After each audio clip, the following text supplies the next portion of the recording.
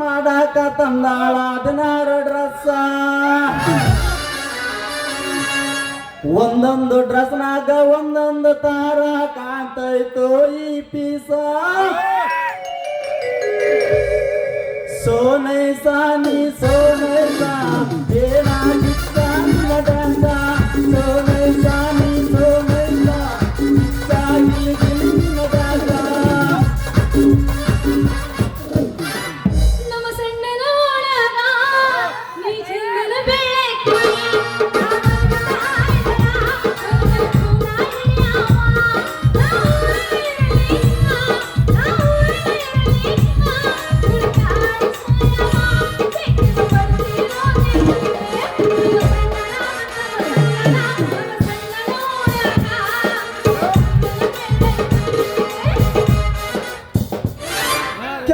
ಗಲ್ಲದ ಪೋರಿ ನಗುದಾಡ ನನ್ನ ಮಾರಿ. ಏ ಚಪ್ಪಲ ಬಲ ಪೋರಿ ನಗುದಾಡ ನನ್ನ ಮಾರಿ. ಮೈ ಮರೆತು ಕುಂತಾಗ ನಗುದಾಡ ನನ್ನ ಮಾರಿ. ಚಪ್ಪಲ ಗಲ್ಲದ ಪೋರಿ ನಗುದಾಡ ನನ್ನ ಮಾರಿ. ಓದಲ್ಲ ನೀನೆಲ್ಲ ಕರುಣೆ ಮಾಲಿಕ ನೀನೆಲ್ಲ.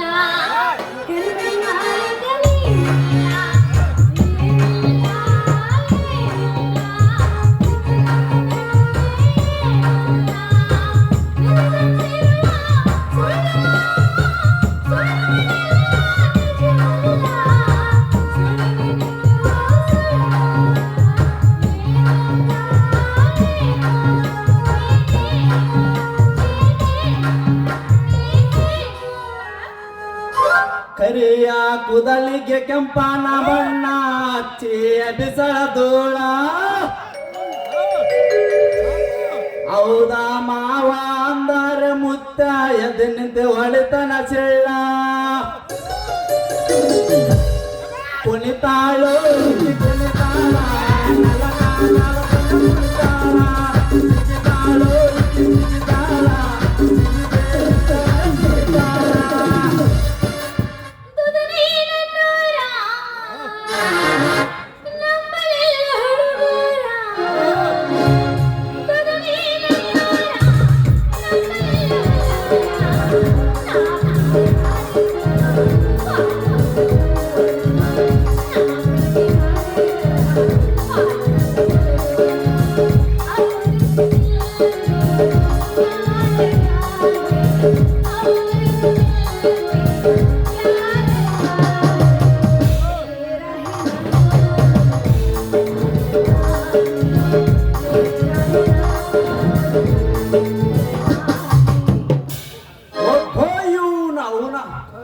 ಈ ಊರಿಗೆ ಬಂದು ತಲುಪುವುದರಾಗ ಈ ನನ್ನ ಜೀವನ ಸಾಕು ಸಾಕಾಗೋಯ್ತು ನೋಡ್ರಿ ಅಪ್ಪ.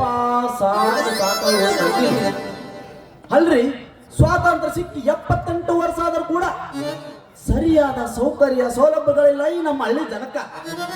ಹೋಗ್ಲಿ ಬಿಡ್ರಿ, ನಮಗೆ ಯಾಕ, ನಮಗ ಈ ಊರಾಗ ಉಳ್ಕೊಳಕ್ ಒಂದು ಬಾಡಿ ಮನೆ ಸಿಕ್ಕರೆ ಸಾಕು. ಇಲ್ಲಿ ಯಾರು ನಿಂತಾರ ಕೇಳ್ಬಿಡೋಣ. ರೀ ಬಾಯರ ನಿಮ್ಮ ಕೊಡವಾದ ಎಲ್ಲಾರ ಬಾಡಿಗೆ ಸಣ್ಣ ಗೋಕಡ ತಲೀಲಿ ಕೆಟ್ಟೈತೆ ಏನ್ರಿ ಬೈಸರು ನಿಮ್ಮ ರೈತರು ಕೊಡೋದು ಬಾಡಿಗೆ ಅಂದ್ರೆ ಅಣ್ಣಾರ ಏನ್ ಕೇಳಿದ್ರಿ? ಸಿಟ್ಟಾಗ್ತಿಕೋಬೇಡ್ರಿ ಬಾರ. ನಾನು ಕೇಳಿದ್ದೇನು, ಈ ಮಾಡಿವಾಗ ಒಂದು ಬಾಡಿ ಮನೆ ಆದವೇನ್ರಿ ಅಂತ ಕೇಳಿದೆ ಅಷ್ಟೇ. ಸಿಟ್ಟು ಮಾಡ್ಕೊಳ್ಳೋರು ನಾನು ಸ್ವಂತ ಕಳಿಸ್ತಾರ ಮತ್ತೆ. ಅಲ್ಲ ನೀ ಯಾರ, ನಿನಗೆ ಯಾಕೆ ಬಾಡಿಗೆ ಮನೆ ಬೇಕು? ನಾನು RNP ಡಾಕ್ಟರ್ ಸತ್ಯ ಅಂತ. ಸಣ್ಣ ಪುಟ್ಟ ಕಾಯಿಲೆ ಇದ್ರೆ ಇಲ್ಲೇ ನೋಡ್ತೀನಿ ಮಾನ್ಯವಾಗ ಬಸ್ ಸ್ಟ್ಯಾಂಡಾಗ. ಇನ್ನ ಅದಕ್ಕಿಂತ ದೊಡ್ಡ ದೊಡ್ಡ ಕಾಯಿಲೆ ಬಂದ್ರೆ ಸ್ವಲ್ಪ ಚೆಕ್ ಮಾಡ್ತೀನಿ.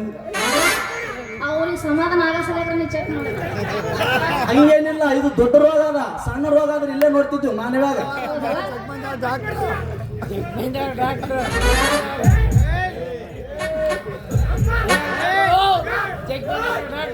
ಯವ್ವ ಇದೆಂತ ರೋಗ ಯವ್ವ ನಿನಗೆ? ಸ್ವಲ್ಪ ಇದ್ಲಾಗ ಬಾ. ಯಾಕೆ ಸ್ವಲ್ಪ ಇದ್ದಾಗ್ತದ?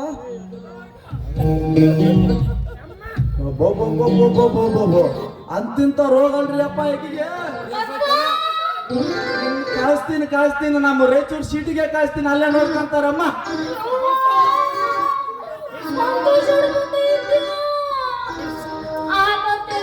ಒಟ್ನಲ್ಲಿ ನೀವು ನಮ್ಮ ಊರಿಗೆ ಬಂದಿದ್ದು ಹೆಂಗಾಗೈತೆ ಅಂದ್ರ ಬರಗಾಲದಾಗ ಬಾಯಿ ಅಂತ ಭೂಮಿಗೆ ಮಳೆ ಅದ್ರಲ್ಲಿ ಮತ್ ನನ್ನನ್ನ ಎರಡು ಸಾರಿಗೆ ಅದಾವು. ನೀವು ಅದಾವೇನ್ರಿ? ಇವನು ನೀವು ಅದಾವ ಅಂದ್ರೆ ಚಲೋ ಆಯ್ತು ಬಿಡ್ರಿ. ಅನ್ನಂಗ ನಿಮ್ಮ ಹೆಸರು ಏನ್ರಿ? ಇವನು ನನ್ನ ಹೆಸರು ಅಂಜಲಿ. ಹಂಗಾದ್ರೆ ಅಂಜಲಿ ಅವರ ನಿಮ್ಮದು ಮ್ಯಾಗಿಂದಾಯ್ತು ಕೆಳಗಿಂದಾಯ್ತು ನಮಗೆ ಕೊಡೋದು ಏನು ಕೊಡೋದು? ಅದ ಬಾಡಿ ಮನೆ ನೋಡ್ರಿ, ನಮಗೂ ಮ್ಯಾಲಿಂದು ಐತಿ, ಏನೋ ಬುಡಕಿನ ಆ ಮ್ಯಾಲ ಸ್ವಲ್ಪ ಗಾಳಿ ಬೆಳಕು ಬರ್ತವು. ಯಾಕಂದ್ರೆ ಕಿಟಕಿ ಬಿಟ್ಟಿ ಕೆಳಗೇನು ಏನೋ ಬಿಟ್ಟಿಲ್ಲ, ದಮ್ ಅನ್ನಿಸ್ತೇವೆ, ಒಳಗೆ ಹೋಗ್ಬಿಡ್ತೇವೆ. ಹೆಂಗ್ ಮಾಡ್ತೀವಿ? ಬಿಟ್ಟಿಲ್ಲ ಕೆಳಗ. ನೋಡ್ರಿ ಅಂಜಲಿ ಅವ್ರ, ನಮಗ ಮ್ಯಾಗ ಬೆಳಕಾರು ಇರ್ಲಿ ಗಾಳಿಯಾರು ಇರ್ಲಿ, ನಮಗ ದಿನಾಲು ಹತ್ತದು ಇಳಿಯೋದು ಅಂದ್ರೆ ಆಗೋದಿಲ್ಲ. ಅದಕ್ಕ ಒಂದ ತಿಂಗಳ ಮಠ ಕಸ ಗೂಡಿಸಿ ನೀರು ಚೆಲ್ಬಿಟ್ರೆ ಸಾಕು. ಒಂದು ತಿಂಗಳ ಮಠ ಯಾವ ಸಮಸ್ಯೆನ ಬರೋದಿಲ್ಲ. ಅದಕ್ಕ ಏನೇ ಇರ್ಲಿ ನಿಮ್ದಕ್ಕೆ ನಮಗೆ ಕಾಯ್ದುಕೊಂಡು ಬಿಡ್ರಿ.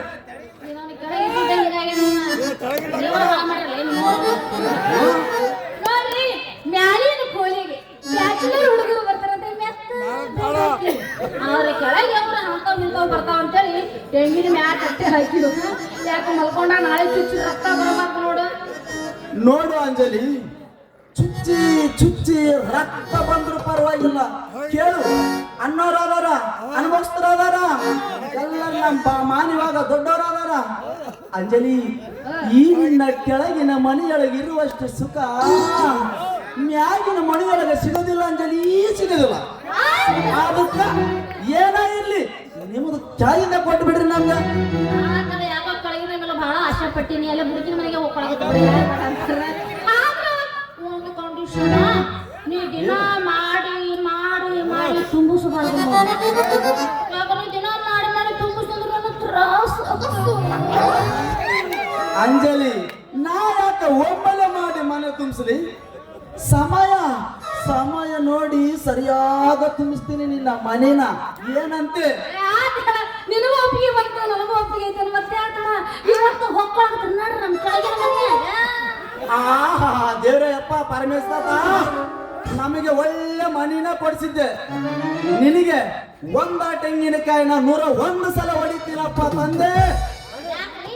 ಸುಮ್ಮನೆ ಒಬ್ಬರ ಏನೋ ವಿಚಾರ ಒಬ್ಬರ ಏನ್ ಮಾಡ್ಲಂತ ಯಾಕಿಲ್ಲ ಅಂಜಲಿ, ಅದೇನೋ ಅಂತಾರಲ್ಲ ಫಸ್ಟ್ ಈಸ್ ಬೆಸ್ಟ್ ಅಂತ.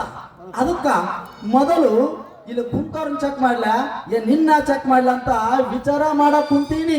ಯಾರಿಗೆ ವಿಚಾರ ಮಾಡ್ತೀವಿ? ಒಂದು ವಾರ ಆಯ್ತು. ಯಾಕ ನಮ್ಮ ಕುಂದ್ರು ಒಂದು ನಿಂತ್ರ ನಿಂದ್ರು ಅದಕ್ಕ ನಿಮಗೆ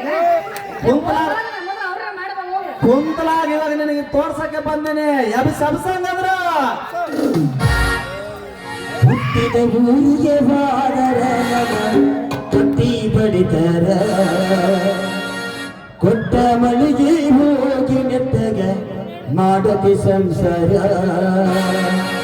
ನಿನ್ನ ಸಲುವಾಗಿ ತಂದೆ ಆಗಿ ನಿನ್ನ ದೂರ ಕನಸಿನಾಗ ಕರದಂಗಾಕತು ಈ ನನ್ನ ಮಾನವಿ ಗೆಳೆಯರ, ಮಾನವಿ ಗೆಳೆಯರ. ಜರ್ಸೆ ಜರ್ಸೆ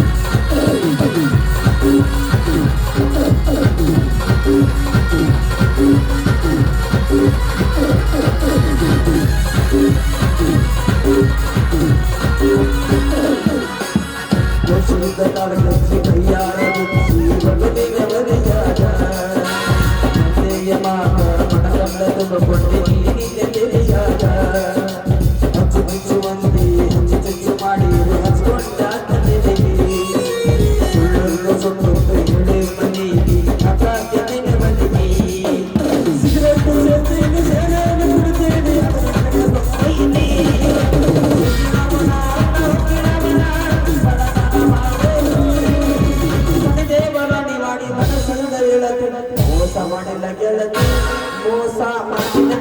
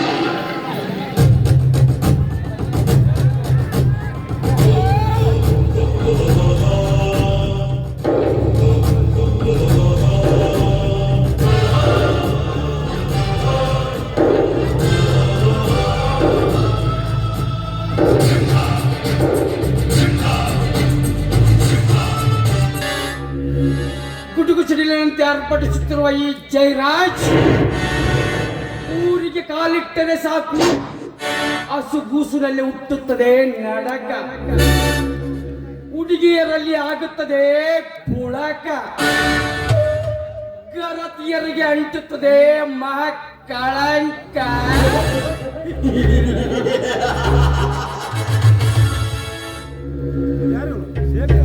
ನೋಟದ ಕಣ್ಣು ಎರಡಾದರೂ ನೋಟ ಮಾತ್ರ ಒಂದೇ. ನಾನು ನಿರ್ಮಿಸಿರುವ ಈ ಕಪಟ ಸಾಮ್ರಾಜ್ಯದಲ್ಲಿ ಬಡ ಭಿಕಾರಿಗಳು ನಾನು ಹೇಳಿದಂತೆ ಕೇಳಿದರೆ ಮಜಾ, ಇಲ್ಲದಿದ್ದರೆ ಈ ಲೋಕದಿಂದಲೇ ವಜಾ.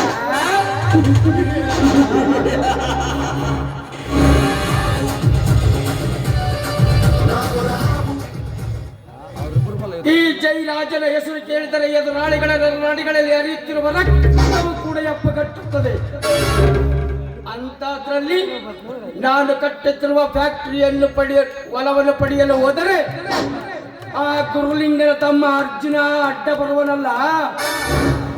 ರೇ ಅರ್ಜುನ, ತಂಗಾಳಿಯಾಗಿ ನಿನ್ನ ತಮ್ಮನ ಸ್ನೇಹ ಬೆಳೆಸಿ ಬಿರುಗಾಳಿಯಾಗಿ ನಿನ್ನ ಮನೆಯನ್ನು ಒತ್ತು ಸುಂಟರ ಗಾಳಿಯಲ್ಲಿ ನಿನ್ನ 3 ಎಕರೆ ಜಮೀನು ತರದಿದ್ದರೆ ನನ್ನ ಹೆಸರು ಜಯರಾಜ.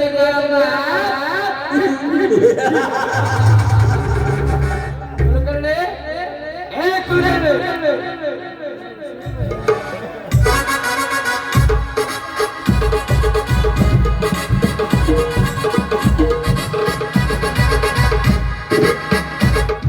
ಏನಾಯ್ತು?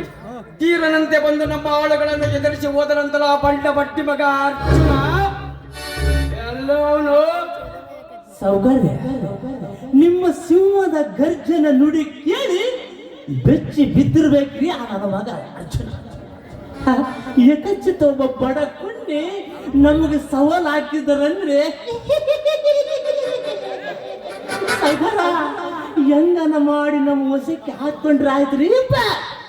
ಕುಲಕರ್ಣಿ, ಹೊಸಕ್ಕೆ ಹಾಕುವ ಮುಂಚೆ ಅರ್ಜುನನ ಚಿತ್ರ ಹಿಂಸೆ ಕೊಟ್ಟು ಕೊಲ್ಲಬೇಕು. ಆವಾಗಲೇ ಈ ಜಯರಾಜ್ ಅಂತ ವಿಷ ಸರ್ಪ ಎಂದು ಗೊತ್ತಾಗುತ್ತದೆ. ಇದನ್ನು ನೋಡಿದ ಊರಿನ ಜನ ಭಯ ಪಡಬೇಕು. ಆವಾಗಲೇ ನಮ್ಮ ತಂಟೆಗೆ ಯಾರು ಬರುವುದಿಲ್ಲ ಗೊತ್ತಾ? ನಮ್ಮ ಸೌಕಾರ ತಂಟಿಗೆ ಬರುವುದಂದರೆ ಅಮ್ಮೀರ ಗಂಡ ಅಮ್ಮೀರ ಅಂತ ಎಮ್ಮೆಯ ಕೊಟ್ಟಿಗೆಯಲ್ಲಿ ಬಿದ್ದಂಗ ಆಗೈತಿ ನೋಡ್ರಿಯಪ್ಪ ಸೌಕಾರ ಅರ್ಜುನದ ಕತೆ. ಸೌಕಾರ ಸೊಕ್ಕಿದ್ದವರಿಗೆ ಹಿರಿಯರೊಂದು ಮಾತು ಹೇಳರಿಯಪ್ಪ, ನೇಣು ಹಚ್ಚಿದ ಮನುಷ್ಯ ಹಗ್ಗ ಬಿಚ್ಚಿದ ಎಮ್ಮೆ ಬಹಳ ದಿನ ಬದುಕಲತ್ರಿ. ಸೌಕಾರ ಇಂಥವ್ರು ನೋಡಿ ಹೇಳಿರ್ಬೇಕ್ರಿ ಅಪ್ಪ. ಕುಲಕರ್ಣಿ, ಈ ಊರಲ್ಲಿ ನನ್ನದೇ ರಾಜ್ಯಪಾಲ ಎಂದು ಮಾಡಲು ಬಂದರೆ ಮತ್ತು ತುಂಬಿದ ಬದ್ದೂಕಿನಿಂದ ಸತ್ತಿರದ ಯಮಲೋಕಕ್ಕೆ ಕಳಿಸಿ ಬಿಡುತ್ತಾರೆ.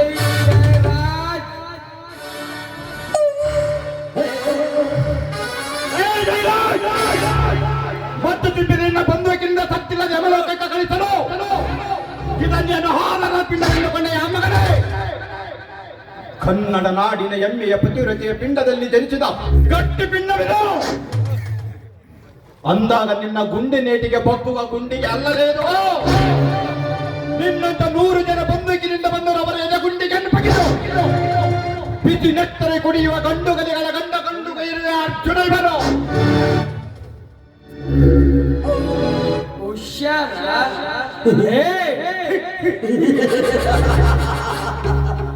ಏ ಅರ್ಜುನ, ಆರ್ಭಟದ ಮಾತುಗಳನ್ನಾಟಿ ಮಿಂಚಿ ಬರೆಯಾಗುವಂತೆ ಅಪಾಯದಲ್ಲಿ ಸಿಲುಕಿಕೊಂಡು ಸಾಯಬೇಡ. ಯಾಕಂದ್ರೆ ಇದು ಶ್ರೀಮಂತ ಸಾಹುಕಾರರ ಮನೆ. ಸಾವಧಾನವಾಗಿ ಮಾತನಾಡುವುದನ್ನು ಕಲಿತುಕೋ.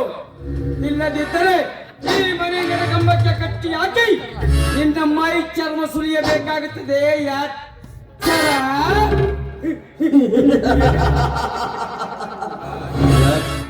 ಎಚ್ಚರ.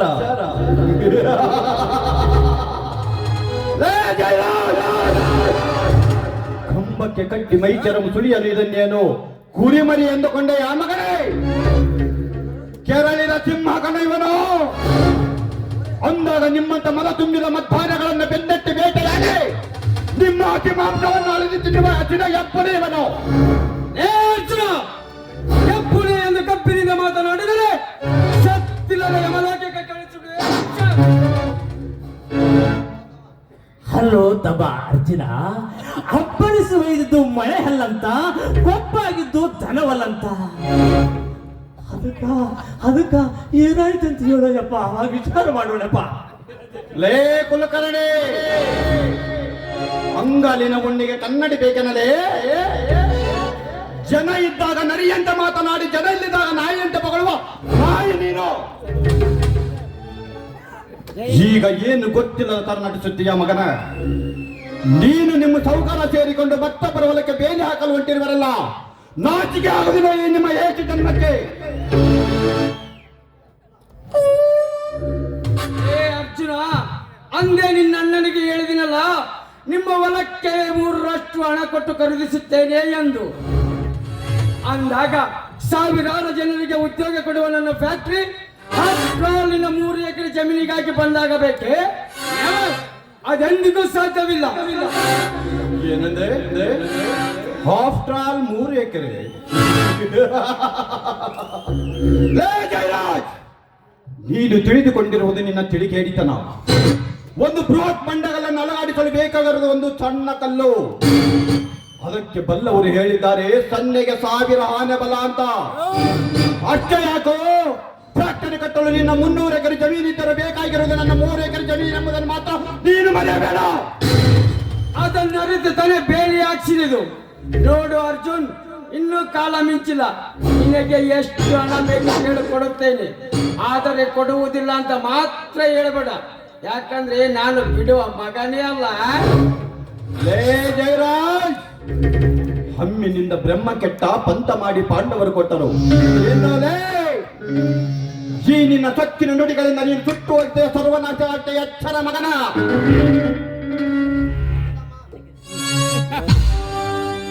ನೋಡ್ತಮ್ಮ ಅರ್ಜುನ, ಅಲ್ಲಪ್ಪ, ನಮಗೂಡ ಚಿತ್ತು ಕಟ್ಟಿ ಗೆದ್ದು ತೋರ್ಸಾಕ ನಮ್ಮ ಮಾನವ ತಾಲೂಕಿನ ಕುಚ್ಚಿಟ್ಟಾಗಿಟ್ಟ. ಯಾಕಪ್ಪ ಸುಮ್ಮನೆ ನಮಗ್ ಕೂಡ ನಿಮ್ ಕೂಡ ಜಗಳ? ನಿಧಾನವಾಗಿ ಬೆದರಿಸೋಣ, ಏನಂತೀಯಪ್ಪ? ಲೇ ಕುಲಕರ್ಣಿ, ಬಗೆಹರಿಸಿಕೊಳ್ಳುವಂತ ಜಗಳ ಮಾಡಿದ್ದು ನೀನು ನಿಮ್ಮ ಸಾಹುಕಾರ. ನೀವೇ ಒಂದು ತೀರ್ಮಾನಕ್ಕೆ ಬನ್ನಿ. ಇದು ನೋಡಪ್ಪ, ಅಪ್ಪು ಹುಟ್ಟಿದ ಮಾತನ್ನ.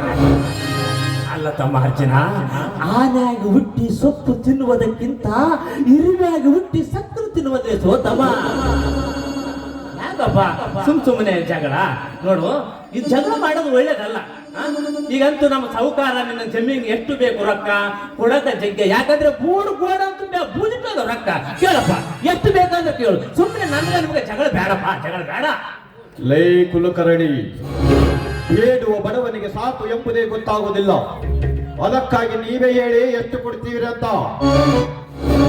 ಕುಲಕರ್ಣಿ, ಹಣ ಎಷ್ಟು ಖರ್ಚಾದ್ರೂ ಪರವಾಗಿಲ್ಲ, ಬಟ್ ನನಗೆ ಆ ಹೊಲ ಬೇಕು. ನೀವೇ ಮಾತನಾಡಿ. ನೋಡು ತಮ್ಮ ಅರ್ಜುನ, ನಿಂದು ಇರೋದು 3 ಎಕರೆ ಹೊಲ, ಅದಕ್ಕೆ 3 ಲಕ್ಷ ದುಡ್ಡು ಕೊಡ್ತೀವಿ. ನಿನ್ನ ತಮ್ಮ ಶಂಕರಗನ್ ಅದನಲ್ಲ, ಅವನು ಒಂದು ಒಳ್ಳೆ ನೌಕರಿ ಕೊಡ್ತೀವಿ. ತಮ್ಮ, ನೀನು ಹೂ ಅಂದ್ರೆ ನಿನ್ನ ಮನಸ್ಸಿಗೆ ಸಂತೋಷ ಪಟ್ಟುಕೊಳ್ಳಾಕ ವಿದೇಶದಿಂದ ಒಂದು ಹುಡುಗಿನ ತಂದು ಕೊಡ್ತೀವಿ. ಈಗಿನ ಕಾಲದಾಗೆಲ್ಲ ಕಾಮನ್ ತಮ್ಮ. ಹೆಣ್ಣು ಎಂಟಕ್ಕೆ ಮಾರು ಹೋಗಿ ಹೊಲಸು ತಿನ್ನು ಕೆಲಸ ಮಾಡುವನಲ್ಲಲೇ ಈ ಅನ್ನದಾತ. ಇನ್ನೊಂದು ಸಾರಿ ಇಂಥ ಮಾತು ನಿನ್ನ ಬಾಯಿಂದ ಉಚ್ಚರಿಸಿದರೆ ಮಗನ, ನಿನ್ನ ಕಟ್ಟಕ್ಕೆ ರಕ್ತ ಕುಡಿತಿದೆ. ಎಚ್ಚರದಿಂದ ಮಾತನಾಡು.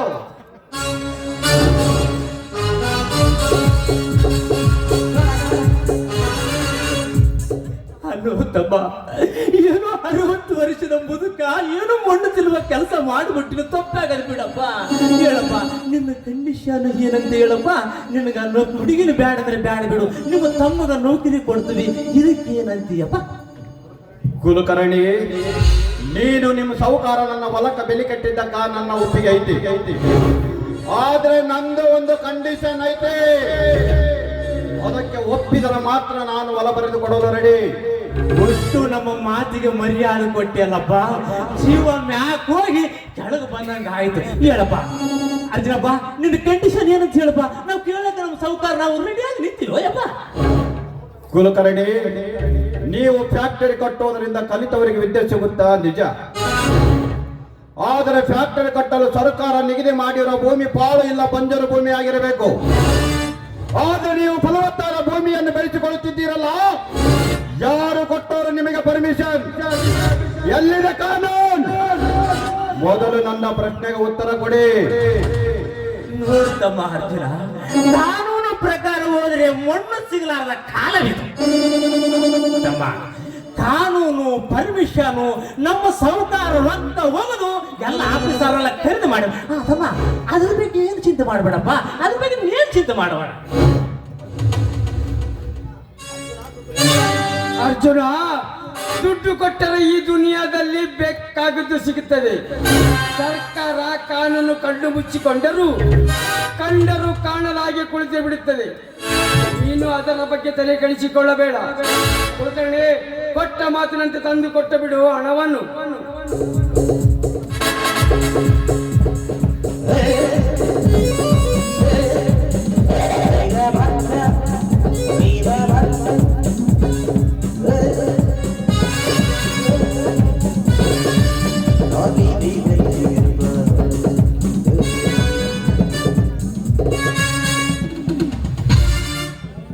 ತಮ್ಮ ಅರ್ಜುನಪ್ಪ, ಈ ಬ್ಯಾಗ್ನಾಗ 3 ಲಕ್ಷ ದುಡ್ಡವ ತಗಪ್ಪ. ಯಾಕಂದ್ರೆ ಒಂದು ಕಡಿಮೆ ಇಲ್ಲ, ಒಂದು ಹೆಚ್ಚಿಗಿಲ್ಲ. ಯಾಕಂದ್ರೆ ಎಣಸಕ್ಕಾಗಲಿಂದ ಒಳಗೆ ಮಿಷನ್ ಆಯ್ತು, ಅದನ್ನು ತರ್ತೀನಿ ಎಣಿಸ್ಕಪ್ಪ. ಯಾಕಂದ್ರೆ ಮನೆ ದಾಟಿದ ಮೇಲೆ 1 ರೂಪಾಯಿಗೆ ನಾವು ವಾಪಸ್ ಕೊಡಂಗಿಲ್ಲ. ಲೇ ಜಯರಾಜ್, ನನಗೆ ಕೊಡಬೇಕಾದ ಹಣವನ್ನು ನಿಮ್ಮ ಹತ್ತಿರ ಇಟ್ಟುಕೊಂಡು ಅದನ್ನು ತಿಂದು ಅಟ್ಲೀಸ್ಟ್ 3 ದಿನ ಬದುಕಿ ತೋರಿಸಿ. 3 ದಿನ ಬಿಟ್ಟು ಬರ್ತೀನಿ. ಬದುಕಿದ್ರೆ ಮತ್ ಕೊಟ್ಟ ಮಾತಿನಿಂದ ಹೊಲ ಬರೆದು ಕೊಟ್ಟು ಹೋಗುತ್ತೀನಿ, ಸತ್ತರೆ ಮಣ್ಣು ಕೊಟ್ಟು ಹೋಗುತ್ತೀನಿ. ಸಕ್ಕಿನ ಬಿಡುವ ಅರ್ಜುನ, ಆಳೆಯನ್ನು ತಿಂದು ಬದುಕಲ್ಲ ನನ್ನೇನು ದನ ಎಂದು ತಿಂದು ಕೊಟ್ಟಿರುವೆ?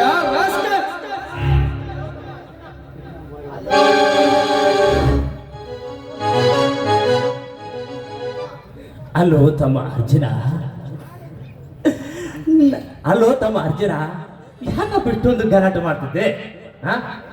ನೀರಿಲ್ಲ ರೊಕ್ಕ ತಿಂದು ಅವನನ್ನ ಬದುಕಕ್ಕೆ ಆಗ್ತದೇನಪ್ಪ? ಅನ್ನ ನೀರಿದ್ರೆ ಮಾತ್ರ ಈಗ ಕಾಲಾಗ ಬದುಕಕ್ಕೆ ಸಾಧ್ಯಪ್ಪ. ಯಾರು ದುಡ್ಡಿನಿಂದ ಬರ್ತಾನೇನಪ್ಪ? ಯಾರು ದುಡ್ಡು ಮಾತಾಡಲಿಲ್ಲಪ್ಪ. ಲೇ ಕುಲಕರ್ಣಿ, ದುಡ್ಡಿದ್ದರೆ ಏನು ಬೇಕಾದರೂ ಮಾಡಬಹುದೆಂದು ಗಬ್ಬಿನಿಂದ ಮಾತನಾಡುವಾಗ ತಿಳಿಯಬೇಕಿತ್ತಲೇ ಈ ಅನ್ನದಾತನ ತಾಕತ್ತೇನೆಂದು. ದೇಶಕ್ಕಿನ ಬಡವ ಅರ್ಜುನ, ನಿನ್ನ ಧರ್ಮದ ಮಾತಿಗೆ ಮರಳಾಗಲು ಇದು ಧರ್ಮಯುಗಲ್ಲ, ಕಲಿಯುಗ. ಈ ಕಲಿಯುಗದಲ್ಲಿ ಕುರುಡು ಕಾಂಚನ ಕುಣಿಸಿದಂತೆ ಕುಣಿಯುವ ಕಾಲವಿದು. ದಟ್ಟತನದಿಂದ ದೊಡ್ಡ ಮಾತುಗಳನ್ನಾಡಿ ದೊಡ್ಡಿಯಲ್ಲಿ ಬೀಳುವ ಕುರಿಯಾಗಬೇಡ. ಲೇ ಜಯರಾಜ್, ಕುರಿ ಅಲ್ಲದೆ ಇವನು. ನಿಮ್ಮಂತ ರಾಕ್ಷಸರಿಗೆ ಹೊಂಚು ಹಾಕಿ ಕುಳಿತ ಹೆಪ್ಪುರಿ ಇವನು. ಹೆಪ್ಪುರಿ? ಅರ್ಜುನ, ನಿಮ್ಮಂತ ಹಿಂಡು ಹುಲಿಗಳನ್ನು ಸಾಕುವ ಗಂಡು ಹುಲಿಗಳು ಈ ಜಯರಾಜ್. ಷಂಡತನದಿಂದ ಬಂಡ ಧೈರ್ಯ ಮಾಡಿ ಮುಂದೆ ಬಂದರೆ ನಗಿಲಿದ ಗೋವಿನಂತೆ ಮಶಣಕ್ಕೆ ಕಳಿಸಿ ಬಿಡುವೆ. ಎಚ್ಚರ. ಒಪ್ಪಿದ ಮನಸ್ಸಿನಿಂದ ಎದೆಪ್ಪಿಸಿ ಬಂದಿದ್ದ ನಿಜವಾದರೆ ನನ್ನ ಹೊಲದಲ್ಲಿ ಬೆಳೆಯುವ ಕಸದಂತೆ ಕಿತ್ತೊಗೆದು ಸಿಕ್ಕಾಕಬಲ್ಲೆ.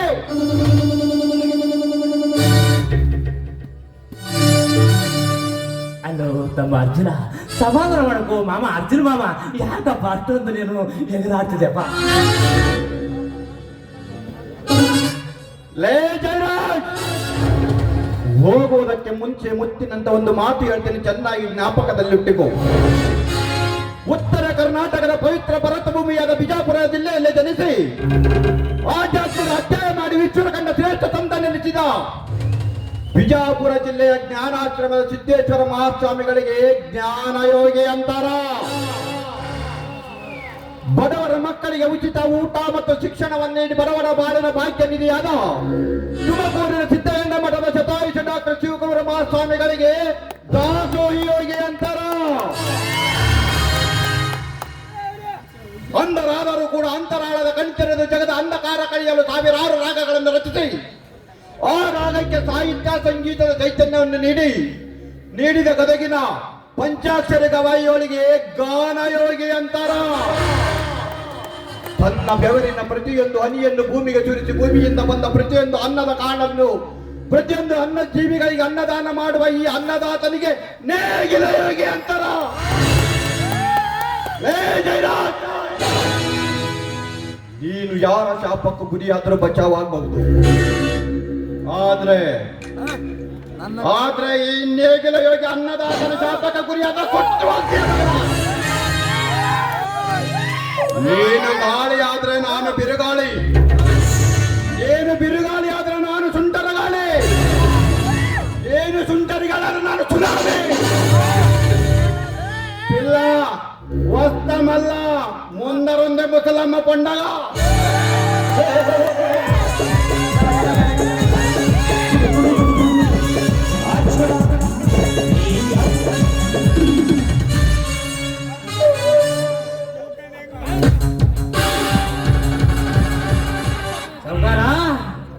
ಏನು ಮಾತಾಡುವುದು ನನ್ನ ಮಗ ಅಲ್ರೆ, ನಮ್ಮನ್ನ ಮೊಣ್ಣಾಗ ಮುಚ್ಚಾಕ ಅವನು ಕೊಂಡಿಗೆ ನಾವು ಹುಟ್ಟುಕೊಂಡ್ಮೇಲೆ ಎಡೆ ಕಣ್ಣು ಕಟ್ಟಂದ್ರೆ ಅವನೆಲ್ಲ ಬೇರೆ ಕೊಡ್ಲಾಗ ಸಾಕಾರ ನಮ್ಮಲ್ಲಿ ಬಂತು ಕೈತ ಪಟ್ಟ ಫುಟ್ಟ ಸುಮ್ಮನೆ ಏನು ಸಾಕಾರ. ಏ ಕುಲಕರ್ಣಿ ಮುಚ್ಚ ಬಾಯಿ. ಲೇ ಅರ್ಜುನ, ಅಂದು ಕೌರವರ ಪಾಂಡವರ ಸೇಡಿಗಾಗಿ ರಣಭೂಮಿಯಲ್ಲಿ ಮಣ್ಣು ಮುಕ್ಕಿಸಿದರು. ಹಿರಣ್ಯಕಶಿಪು ತನ್ನ ಸೋದರನ ಸೇಡಿಗಾಗಿ ದೇವಾನ ದೇವತೆಗಳನ್ನು ಬಲೆ ತೆಗೆದುಕೊಂಡನು. ನರಸಿಂಹನ ಕೈಯಲ್ಲಿ ಆತರವಾಗಲಿಲ್ಲವೇ?